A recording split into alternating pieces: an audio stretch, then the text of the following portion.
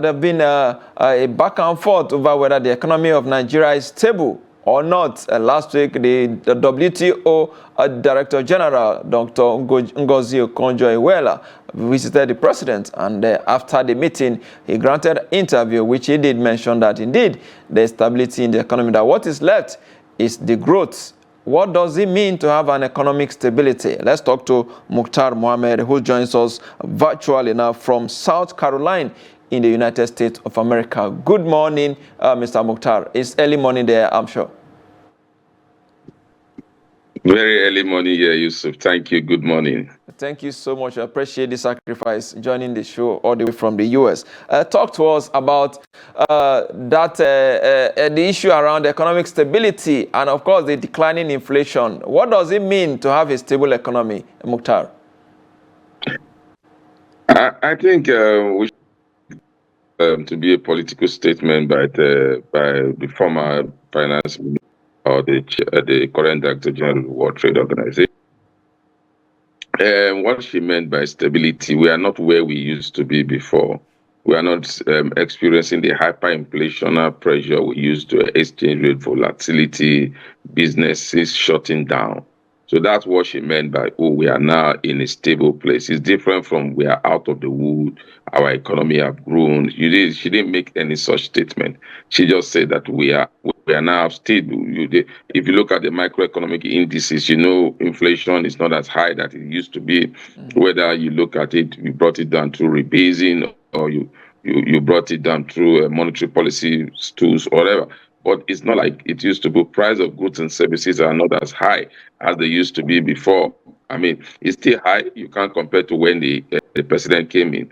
But it's not like what it used to buy. Today you buy the goods at 10 naira. Tomorrow you go back there, you buy it at 12 naira. In some instance, sometimes you buy it in the morning at 10 naira. In the evening, you buy it at 15 naira. So all these things have come down. We have relatively stability. Yes, there's still that challenge. If you look at that inflationary data from Nigerian Bureau of Statistics, you see that food inflation year to year is still high. So what is even better now is not about food inflation. I think what we have seen here month to month, you see that food inflation year to year food inflation is still high. If you look at inflation also, you could look at the marginal declining when you look at month to month and year to year. But we can't just see it. I mean, I didn't think she was saying that do more. What she's saying that we now have a stable economy to before exchange. Remember, there was a time that moved from 1,300 to almost 100. A lot of people were saying the exchange rate will close at 2,500. But today it's 1,530 or 140. Even if it's even higher than the or the government budget benchmark of 1,500 for the disparity is not that wide like what we would have.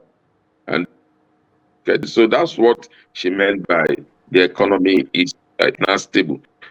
Mention anything that the economy is growing. You can mention anything that there are a lot of jobs that are being created.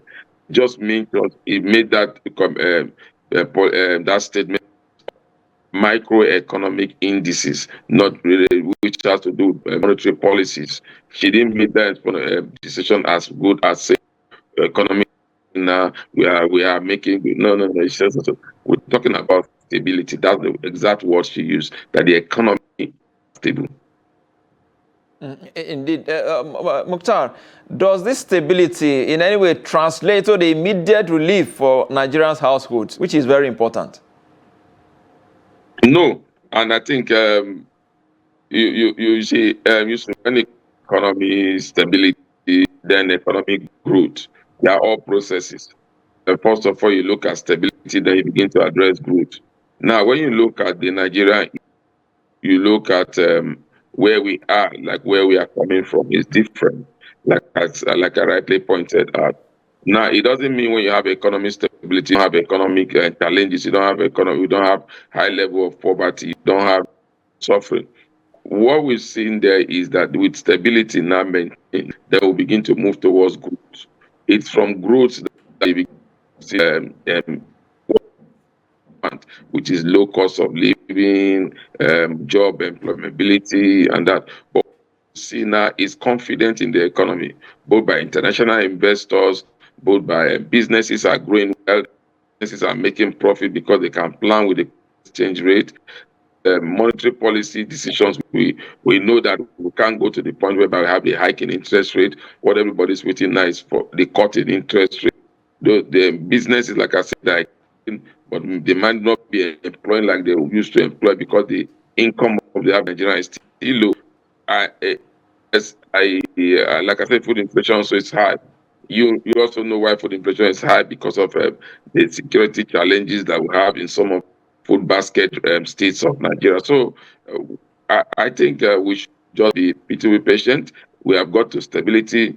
We are going to growth, and from the area of growth, you begin to see employment. Then you begin to see um, you begin to see cost of goods comes down. You also have to give credit to the physical side. They've all been also able to stable food, and so you are seeing what we are seeing now in terms of those stable food being better than the prices are better than what it would have been if they still levies on all those importation of some of these goods. So there's still a lot of work to be done. I think the government should not just stay to make noise all about it. There's still a lot of work to be done.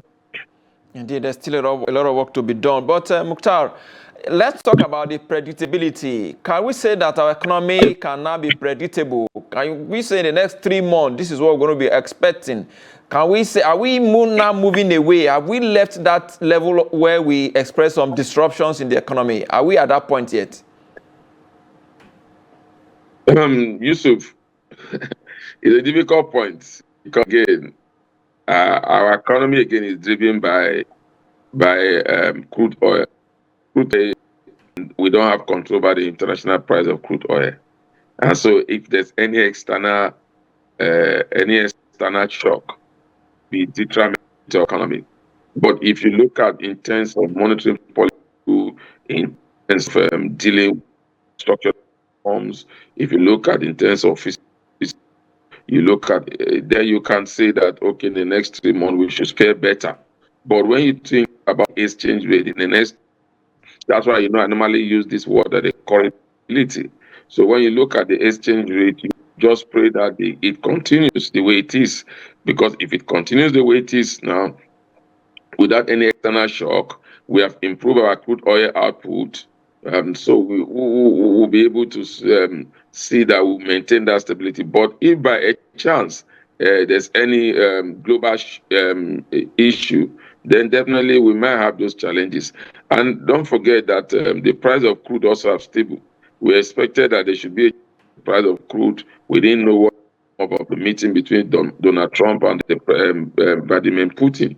But at the end of the day, we didn't see those kind of threats before that meeting coming up. Rather, we are seeing a continuation of that meeting, even an invitation to President come to Russia.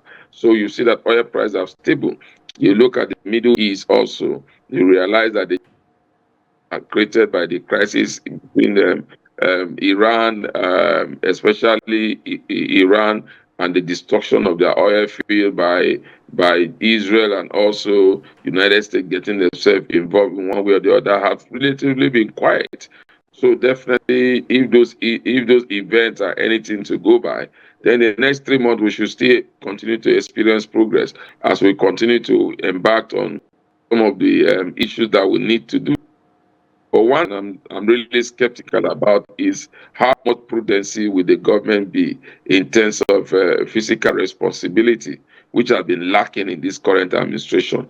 Hopefully, that could start happening, and then I feel categorically that Yusuf, from where I am today with what they have been able to do in the next 3 months to 6 months to 9 months to 12 months, which is a year from now, I expect our economy to be totally out of the wood, moving on autopilot, knowing what to expect, knowing how to drive the economy.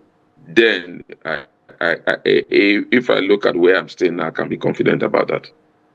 Indeed, you took that out of my mouth. I was going to ask how long, when there's stability, how long is it going to take for us to begin to see growth, or whether the benefits of the growth will be distributed in a way that you touch everybody. But Muktar, the issue is that when Nigerians hear this kind of commentaries that the economy is stable and it's not affecting their lives directly, there seems to be like more like government playing politics with their means of livelihood. As you may be aware, many businesses have closed down in the last 2.5 years. What do you think government can do to revive some of these businesses who have in some ways lost confidence in the economy? Like I said, Yusuf, when a government comes up with a reform, the first benefit from that reform is the financial sector. The second sector to benefit from that is investors. The third first sector to benefit from that reform is businesses. Yusuf, you agree with me that the financial sector are benefiting very well from the reform. If you look at the numbers that are coming in from the financial sectors, and you look at how they have become tools of international investors, their expansion into other parts of the world. Secondly, if you investor, I mean, you are talking to the stockbroker, you saw the kind of event that have happened in the equity market. You was having a good time, and even also if you look at the fixed rate, a lot of foreign players, so investors are having a good deal. Then if you look at some of the businesses, they are coming out of the wood. You have to look at companies like MTN, look at companies like Nestle, PZ, and all. They are out of the wood. Compared, their businesses are expanding and doing. So those are you see when there is a reform, and so hopefully after that, then you begin to also trickle down to job creation. Then it trickle down to stability, low cost of living. Then it trickle down to the average Nigerian also having I means of life. I mean income has improved because of the relatively cheap nature of some of these goods and services. Yusuf, I can tell you that the current global distortion, I mean, the current economics distortion is globally. It's not only in Nigeria, but sometimes when you say it, people might think you are a government apologist. But it's true. Even in the United States, the cost of living has gone up to what it was before. But again, you can't compare because they have other institutions that meditate against the effect on the ordinary Nigerian. They have systems that have been created to help reduce the suffering. Those are what we don't have.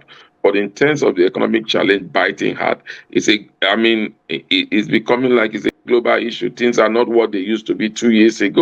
Things have definitely changed. So Nigeria is not an exception. But again, like I said, we don't have some good institutions help reduce the hardship on the. So, Yusuf, it's I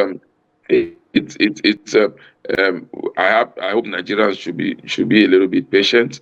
We are now, like I said, we have come to stability. We'll soon enter growth. Like I said, I expect this result to be coming out. What Nigerians should be even looking at is holding their representative, especially the local government chairman, the state government responsible for the home type of revenue they've been collecting for the federation accounts. You've seen revenue have gone up from what they used to collect before to what they are collecting as a result of the removal of fuel subsidy, and some monies are being also years of government. They are not even being used compared to what we know before. You see the federal government will say, oh, this is your subsidy money, like what we see in the petroleum trust from PTF, but government is sharing it to the treaty because that's what the constitution said we should do. But again, the Nigerian people are not holding some of the state government accountable for some of the it's not holding them accountable for me as far as I'm concerned. We need to hold them accountable. We need to ask them what they are doing with these funds. All right, Muktar, what you are saying is that stability is not sufficient to end hardship, but is a necessary foundation for recovery.